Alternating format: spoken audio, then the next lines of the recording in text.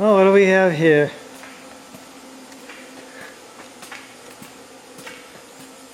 Got my dad's truck on the hoist here. And guess what? Water pump's leaking.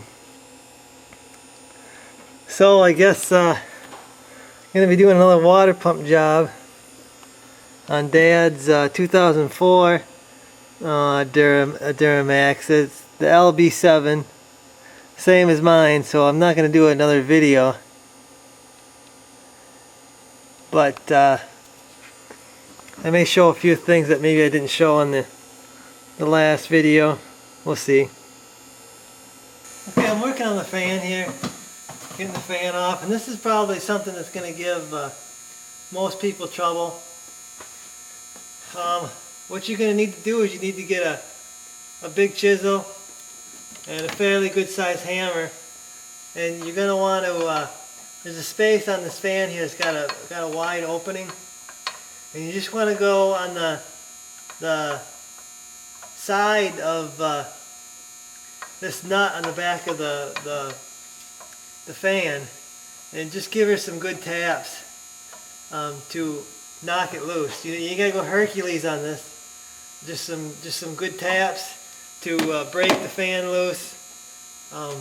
This is probably going to give people the most trouble with the job, especially people that probably don't do a whole lot of wrenching. This is probably going to give them a good amount of trouble, because that's not gonna come off very easily. These fans, they never do.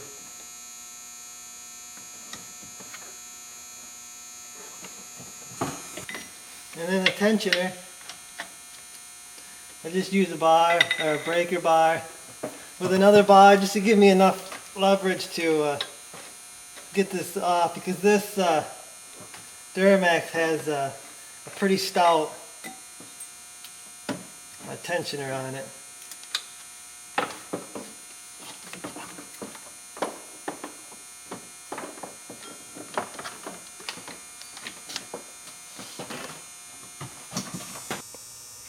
Okay, I got my tool in there to hold the flywheel. Had to turn the motor a little bit. I turned the crank bolt with my big wrench to get this one to line up, because this apparently, when Dad stopped it, it wasn't perfectly lined up like mine was. So the engine turns easy, so it's easy to do that. Okay, moving right along here. I got the idler off here. I got the idler pulley for the fan off. I'm getting ready to pull the balancer off. I dropped the radiator hose, so most of the fluid is out. I know I didn't show doing breaking the crank bolt loose on my last video, so I guess I'll show it on this one here and just show you how much force it takes to get it off.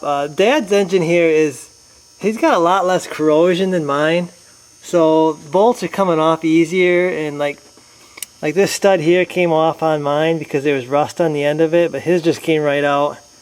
And you can see the aluminum looks better on his, and all the steel parts look better on his. His is only 2 years newer. I'm not really sure why the engine looks as clean as it does, but anyway, it's making for easy disassembly here. You can also see his hose is in way better shape than mine was when I took it off. I'll probably just replace that anyway. So what I'm going to do, try to get this crank bolt off right now, and show you just how much torque it takes to get that baby off. Okay, I got my wrench on here. Got all my extensions on my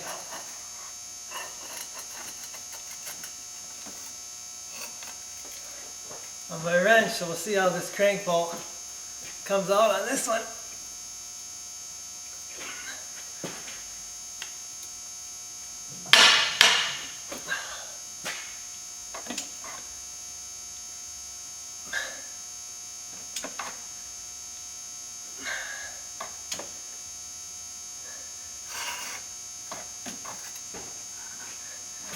Definitely not as hard as mine was to get off, but she's still got some torque. Still takes some torque to get that baby off. So you better have a big wrench and a big bar, because you're gonna need it.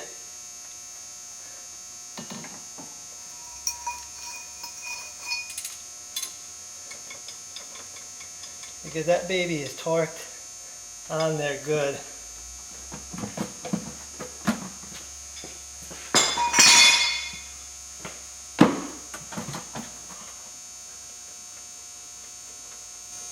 There's a funny smell too. When you pull this bolt off, it smells like burnt oil, which I thought was odd. And here's the balancer.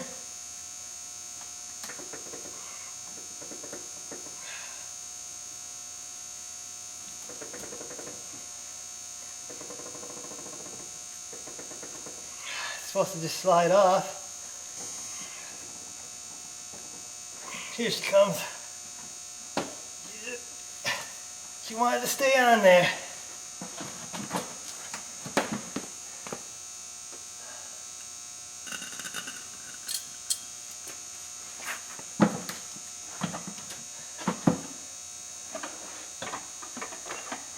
Sure is funny how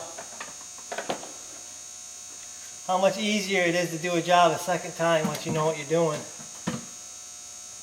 Goes a lot faster.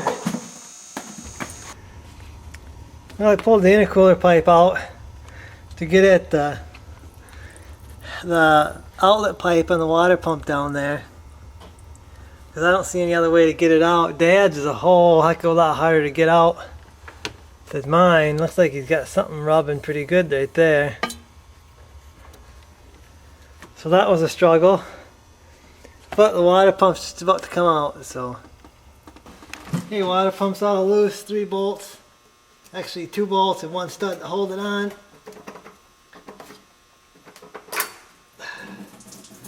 Okay, now when you, some more fluid coming out.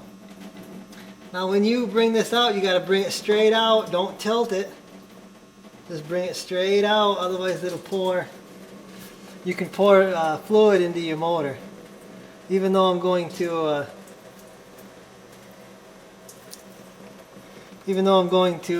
change the oil in here, I still don't want antifreeze in the engine there. So just pull it out straight and she won't drip. Well, let's open this up, see what we got.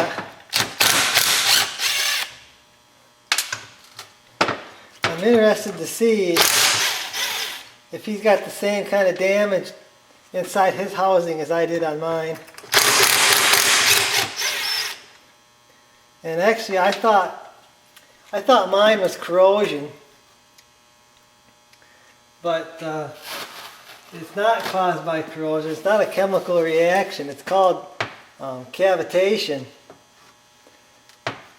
And what happens is the water pump causes water bubbles, and they explode, and that's what causes the damage.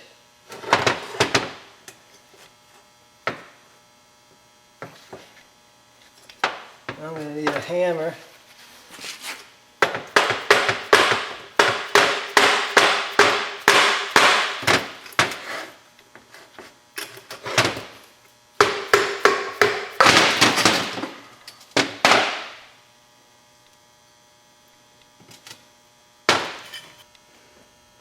You can see it's got the same damage that mine had.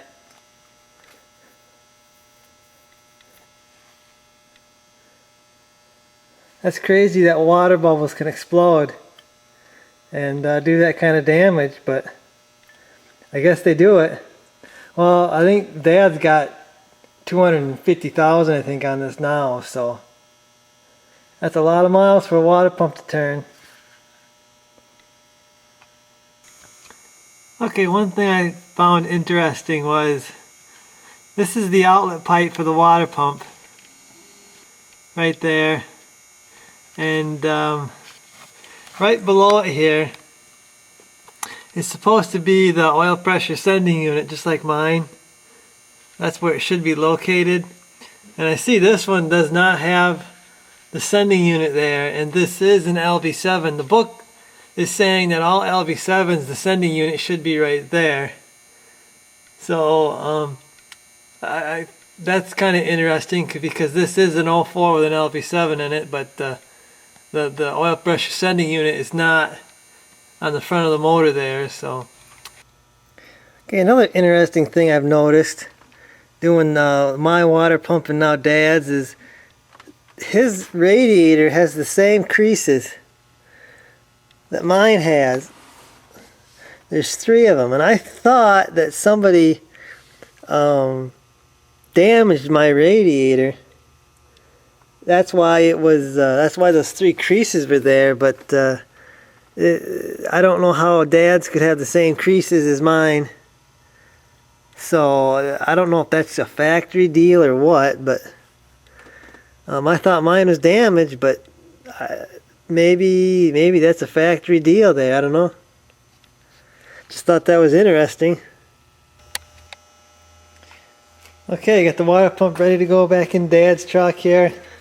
Again, went with Merchant Automotive. Got the welded water pump. Got their new housing gasket kit. And she's ready to go in. Transferred my studs over. And I'm going to put this baby in. Got my O-ring all oiled up too, so it slides in nice. You know, I'm not really a fan of the newer stuff, but O-rings are awesome. they really are.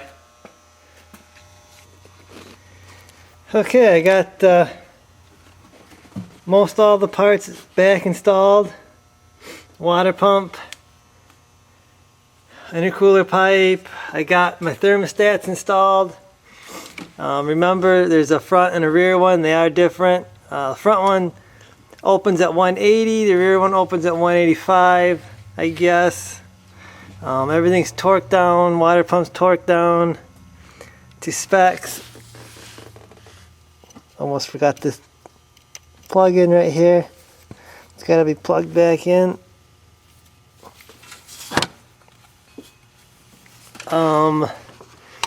Torqued my crank bolt. Now it's different on the 2004. I'm not sure why. It should be the same LB7, but you're supposed to do it in 2 steps. You torque it 74 foot-pounds, then you go another 105 degrees. So I kind of took a guess at it, what 105 degrees was, and put my big bar on my big wrench, and kind of took a guess at what it would be. I don't know why they don't just give a torque, and I don't know why it wouldn't be the same as the 02, because it's an LB7, but whatever.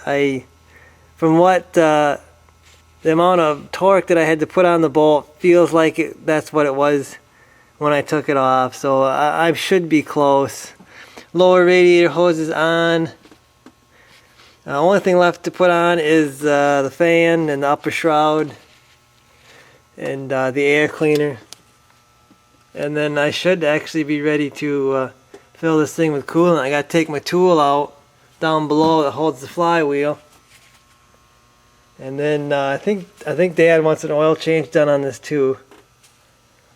So I see if I can find the oil that he got in the filter, so we can do a change.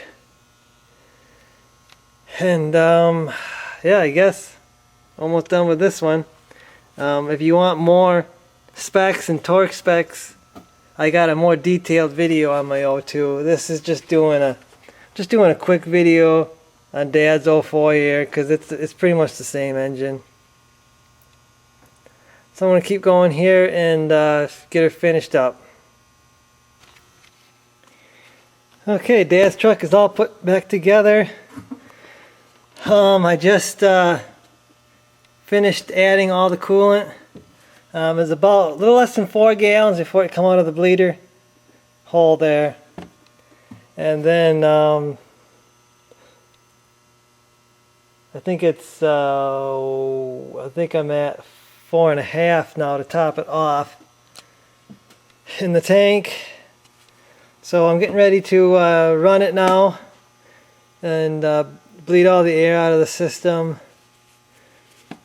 Do a double check, make sure everything's good. I got to start it up and check the oil, top the oil off before I take it out, because I did an oil and a grease job on his truck. So I'm going to do that and then go bleed this out and check for leaks, make sure everything's good. And another water pump out of Duramax is done here. I'm getting pretty good at this now. This one went fairly quick, although I had to wait 3 days to get the parts from Merchant Automotive, but they shipped the same day I ordered, and I ordered in the morning, so they're not slow in shipping their stuff. Anyway, I'm gonna get this out and start bleeding the system.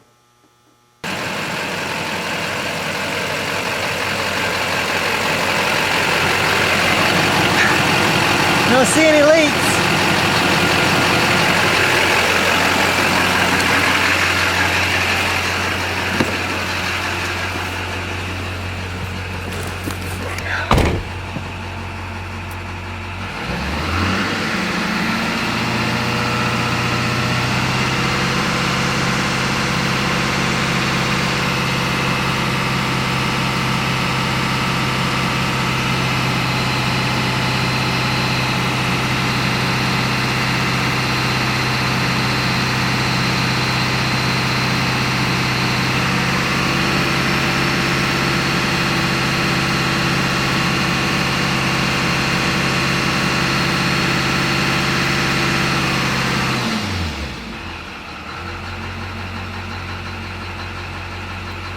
Bleeding the air out here.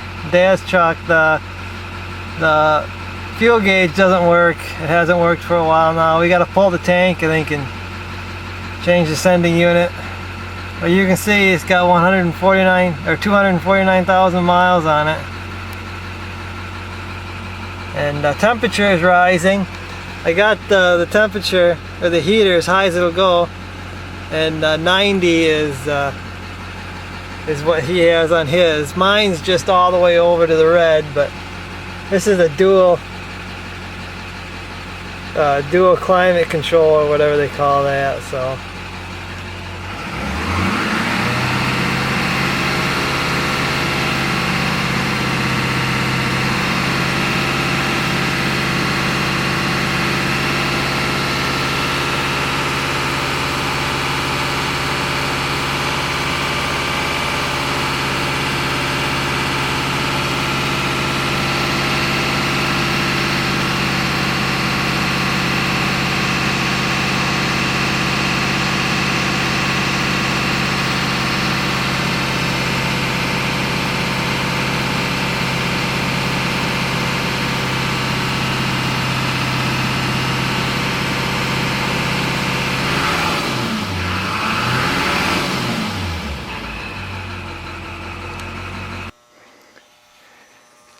well, I guess I'm going to end the video here. I'm going to let Dad top this off in the morning. Looks like this is going to take 4.5 to maybe 4 3/4 gallons of antifreeze. I know mine took 5, but I didn't do Dad's block heater, so I don't know if that's a half gallon or so more or what, but that's what it looks like it's gonna be. So I guess I'm gonna end this video, and thanks for watching, guys. Hope you enjoyed, and I'll see you in the next one.